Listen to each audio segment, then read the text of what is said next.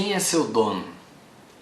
Por que eu faço a defesa da privatização da vida?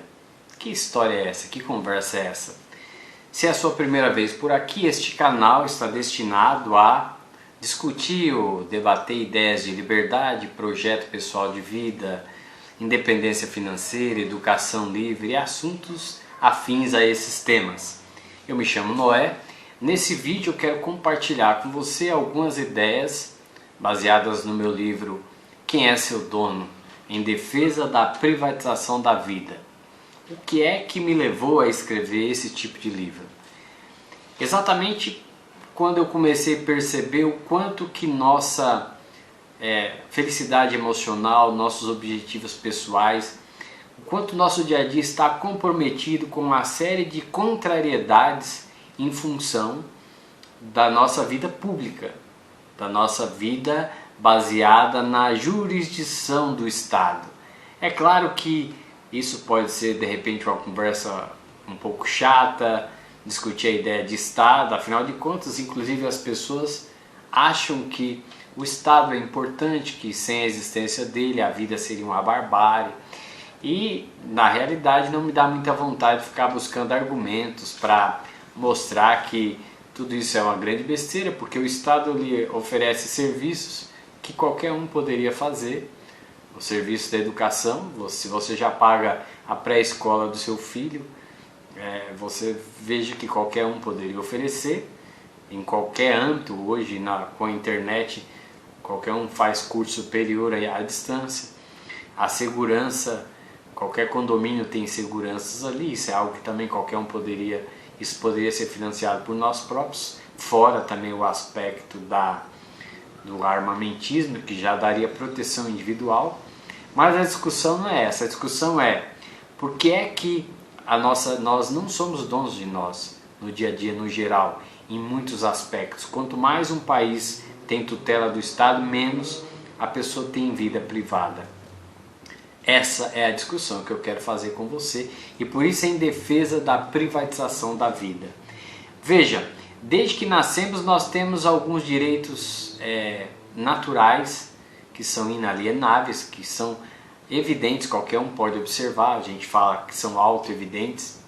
E, inclusive a Constituição, o direito constitucional, ele inclusive nega os direitos naturais. Por exemplo, você pode ver que qualquer animal ele se protege no seu território e não permite que outro avance dentro dele sem que ele reaja, ele dá toda a sua vida para defender o seu espaço. E veja que até isso em muitos países, mesmo no Brasil, já está relativizado. A própria autoproteção dentro do seu espaço, ela acaba sofrendo um relativismo se você usou força proporcional, se era legítimo fazer aquilo ou não. Veja que o direito constitucional ele nega direitos naturais, o que mostra como que nós estamos num caminho ruim, negativo. Se nós estamos indo contra a natureza humana, a natureza das coisas, baseada em fantasias, o caminho não é bom. Agora, nós nascemos com direito ao nosso corpo e por isso que hoje é inadmissível a escravidão, que no passado tinha um certo consentimento da sociedade, até porque o mundo mais rural como foi, ele favorece mais uma mentalidade mais coletivista do que hoje na vida urbana, mais ainda também coletivista, mas ainda no ambiente rural isso é mais ainda visível. Então hoje nós já entendemos que somos donos do nosso corpo. Agora veja, há um outro direito aí privado que não se discute, que é o direito à nossa vontade. Você é dono da sua vontade, de dizer não, de onde quer, de fazer o que quer ou não. E no entanto, você é cobrado de muitas obrigações, de missão, um monte de conversa fiada que vendem para você e que muitas pessoas cedem pela tentação da vaidade, de ser querido, para dizer para os amigos que são melhores que outros porque fazem isso ou aquilo.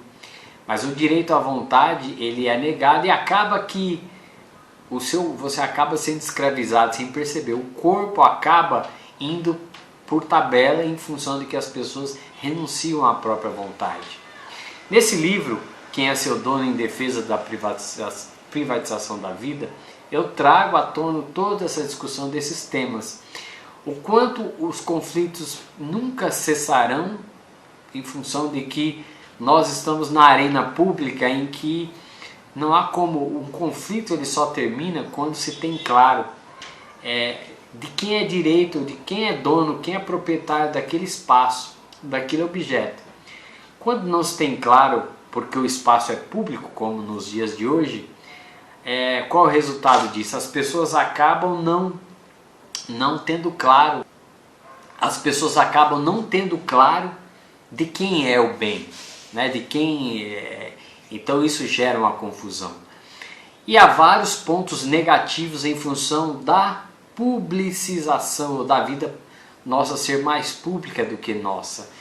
Considere, por exemplo, na questão da educação. O filho vai para a escola que deveria, o Estado deveria, de maneira direta ou indireta, via escolas particulares, oferecer o serviço da educação, age de forma a considerar o filho como se fosse propriedade do Estado. Então, acaba inquirindo os pais, colocando pressão com conselhos tutelares, várias de infância, se o pai não manda o filho à escola. Veja que hoje o homeschooling praticamente é proibido. Ou seja, onde é que está a ideia da vida ser sua, a vida que você quer dar para o seu filho. Para você ver uma outra coisa. No livro, eu trago, por exemplo, a questão da propriedade do corpo, né? Quer dizer, a ideia de que você faz, que o corpo é seu, você, por exemplo, um crime como o da lei seca que teve nos Estados Unidos, por exemplo, é uma grande aberração em função de que como que você pode ser criminalizado por algo que você está colocando no seu corpo, né? No caso daquele crime por conta do álcool. E aqui tem os que vão delirar, mas e se a pessoa fizer isso aos outros? Quer dizer, pensando em um crime que ainda não foi cometido, né? Um crime, porque o crime só é crime quando há vítima.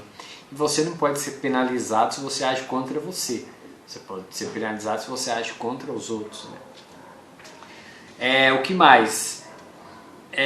E eu falava que o espaço público é um espaço de conflitos insolúveis. Não tem como você ficar discutindo, fazer como aquela sentença de juiz de 100, 400 mil páginas.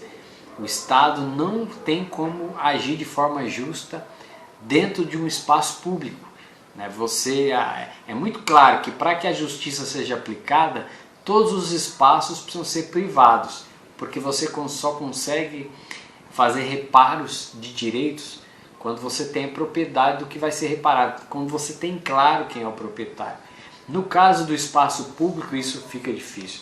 Mas o ponto que eu trago no livro é com relação às nossas vidas sendo roubadas em função de que o nosso lado privado ele está sempre em ameaça em função das leis criadas para esse espaço público. Então você é criminalizado pelo que você fala, pela maneira como você pensa, se você externa isso, pela maneira como você se comporta, em função de que você é julgado por uma lei que foi feita para a jurisdição do espaço público. Quer dizer, isso é algo insolúvel, um tipo de conflito, um tipo de penalidade contra a qual você não tem como lutar, enquanto o Estado tiver essa jurisdição sobre a sua vida. O que mais? Eu falava que o Estado anula o direito natural de propriedade e, por exemplo, o Estado ele tem essa jurisdição em vários campos da vida. Por exemplo, a questão da saúde. Se o Estado não criasse regulamentações, deixasse o livre mercado funcionando, as pessoas teriam benefícios com isso. É claro que eu não vou conseguir convencer aqueles que acreditam em fantasias, que estão infantilizados de que vão chegar a um lugar, vai ter tudo funcionando e que isso veio do céu de graça, não saiu de ninguém, nem tem interesse em ficar desenvolvendo argumentos contra isso. Mas enfim, o preço é caro. Para quem pensa como adulto e enxerga claramente a realidade, o preço dessa regulamentação é caro e nós deixamos de ter favorecimento em relação à nossa vida. A mesma coisa com relação à segurança, o direito autoevidente do armamentismo, somado à possibilidade que as pessoas teriam de ter uma segurança privada ou que ela pudesse ela própria escolher, tudo isso compromete a sua segurança, fora o fato de que no Brasil a cultura de inversões, de vitimizar o criminoso e criar leis inclusive que favorecem, afrouxam, dão sensação de impunidade, trazem insegurança para as pessoas no dia a dia. Portanto, também isso é um atentado contra a nossa vida, contra o roubo à nossa vida que está sempre em risco. Com relação ao mercado, ao livre mercado, a tutela do Estado é tanto que ela destrói valores, destrói a economia, ela compromete o empreendedorismo, as pessoas que querem iniciar um negócio que poderiam gerar muitos empregos, oferecer valor para a vida das pessoas, oferecer uma série de coisas, isso também acaba sendo comprometido. O que mais? Enfim, quem é seu dono? Isso é uma pergunta interessante. Obviamente que é inadmissível que cada um de nós, que todos nós queremos ser donos da nossa vida. Quem é que não quer? Todos nós queremos a liberdade. Mas a maioria das pessoas a gente percebe que vai até o final da página. Elas acreditam que devem delegar a vida delas a outros, para que outros cuidem delas. Então acreditam no governo, na tutela do governo, do Estado. E o caso é que essa contradição gera uma vida contraditória, porque essas pessoas vão acabar agindo contra elas, relativizando sua vida, relativizando o seu auto-pertencimento. Isso compromete uma série de coisas que as pessoas elas estão tão no automático que elas não perceberam. A ideia do livro é trazer essa discussão e mostrando o quanto nós vamos sendo coisa, pior ainda, vamos sendo nada, porque deixamos que a nossa vida seja controlada por meia dúzia de pessoas que determinam o que vamos ser, o que vamos comer, como nossos filhos vão estudar, como vai ser a nossa ideia de família, como vai ser o nosso dia a dia, aonde podemos ir, onde não podemos, em função de que nós estamos enganados, de que meia dúzia pode decidir por nós via o aparelho estatal, em vez de nós no dia a dia de maneira consensual vivermos a nossa vida. Já estamos num momento histórico em que, inclusive pela tecnologia, podemos trocar os nossos serviços sem a mediação do Estado. Enquanto ele existe, nós vamos sempre ter a nossa individualidade, a nossa propriedade privada e a nossa autopropriedade questionada, a nossa liberdade de expressão limitada e a nossa vida empobrecida.